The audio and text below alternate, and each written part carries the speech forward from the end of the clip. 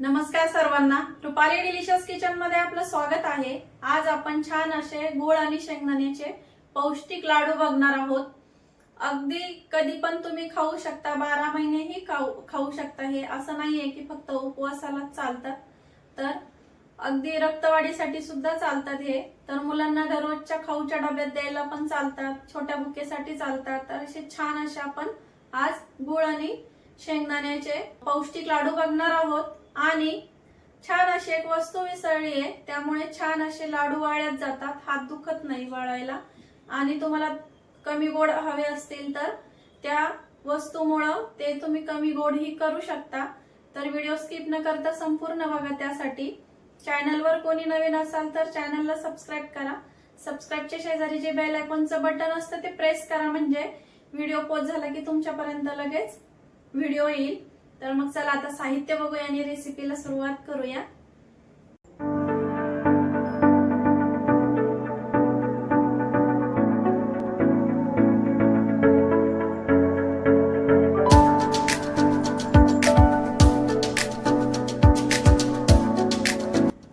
तर गूळ शेंगदाण्याचे लाडू करणार आहोत।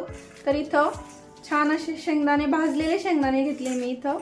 आणि वजनी प्रमाण म्हणाल तर हे अर्धा किलो शेंगदाणे आहे। आणि भाजून त्याचे वरचं टरफल काढलेलं आहे, बघू शकता।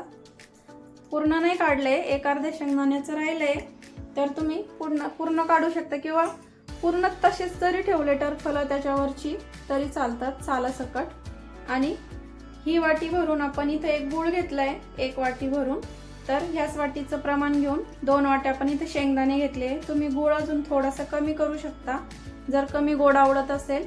आणि थोडंसं तूप टाकायचं, म्हणजे लाडू छान वळल्यात जातात। तसेही बिना तुपाचे पण लाडू असे छान होतात एवढं प्रमाणामध्ये। तर आता आपण छान असे लाडू करून घेऊया। तर शेंगदाणे कितपत बारीक करायचे किंवा किती जाडसर ठेवायचे ते प्रमाण सांगणार आहेत, कसं करायचे। तर व्हिडिओ स्किप न करता संपूर्ण बघत राहा। तर आता आपण अर्धे शेंगदाणे टाकून घेऊया यामध्ये,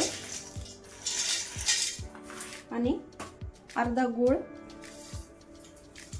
तर अगदी असे टाळूला वगैरे चिटकत नाही या प्रमाणामध्ये केले तर। आता बारीक करून घेऊया। तर हे बघा, खूप जास्त बारीक नाही करायचं। जर तुम्ही जास्त बारीक केलं तर तो लाडू असा टाळूला चिकटतो। आणि हे बघा छान असं तयार होतोय मुटका, याचा अर्थ आपलं प्रमाण एकदम बरोबर आहे। आता हे भांड्यात काढून घेते आणि दुसरं पण तसंच फिरवते। तुम्हाला दिसत असेल इथं असं जाडसरच कूट झालाय। आणि मिक्सर आपल्याला चालू बंद करून आणि हे बारीक करायचंय। आता सेकंड बॅच पण अशीच बारीक करून घेते।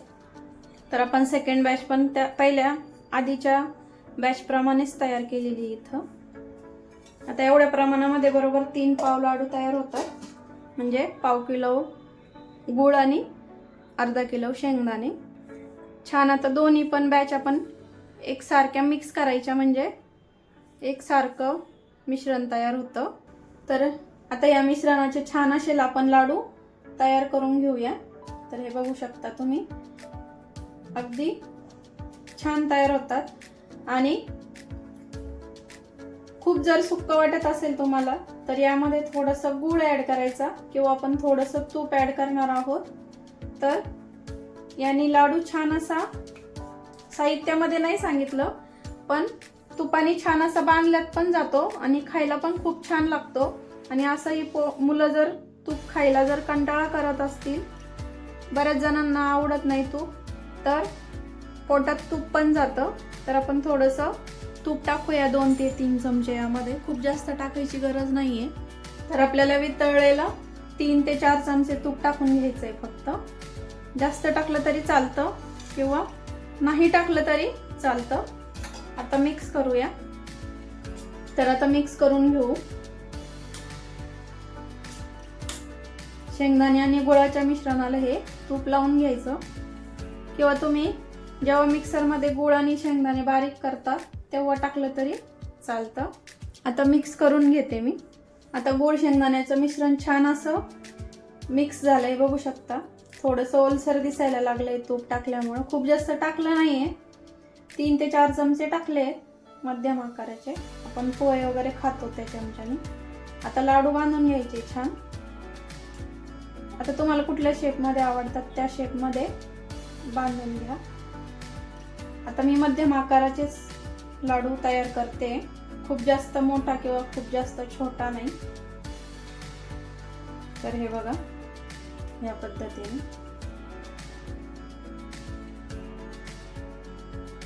तर याच पद्धतीने सर्व लाडू आता बांधून घेते. तर हे बघा छान असे आपले लाडू तयार झालेले इथं.